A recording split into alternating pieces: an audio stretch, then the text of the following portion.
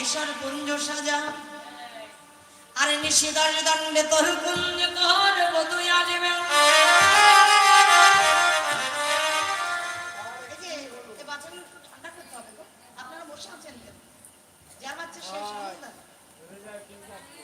হরি হরি বল। কীর্তন হচ্ছে ভক্তির জিনিস, ভজনের জিনিস, কিন্তু যাত্রা নাটক নয়, থিয়েটার না।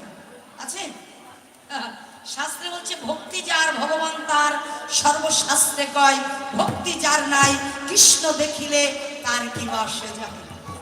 হরি বল। শুধু নাচলে গাইলে কীর্তন হবে না, কীর্তনের মধ্যে যদি ভক্তি না থাকে ভগবানের কৃপা নাই। কারণ দেখবেন ভগবান রাজভোগ চাই না কলিযুগের কাছে, শুধু চাই সঙ্গে একটু ভক্তি। নয়ন জলে দিয়ে যদি আমার ভগবানের চরণে দেয়া যায় ভগবানের কৃপা অবশ্যই পাবো। নিতাই গৌর হরি বল। তো সখীগণকে বলছে রাধে, সখীরা বলছে ওরাই চল তাহলে কুঞ্জ সাজাই।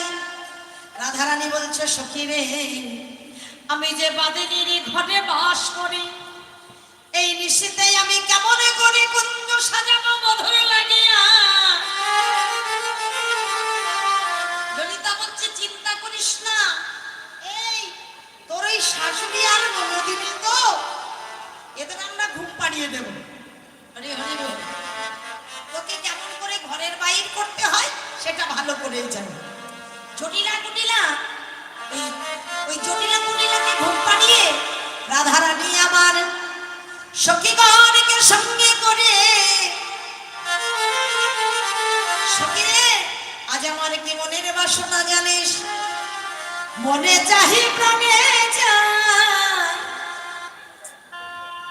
মনে চাহি প্রাণে যায়, দিলে চাই জানে সখী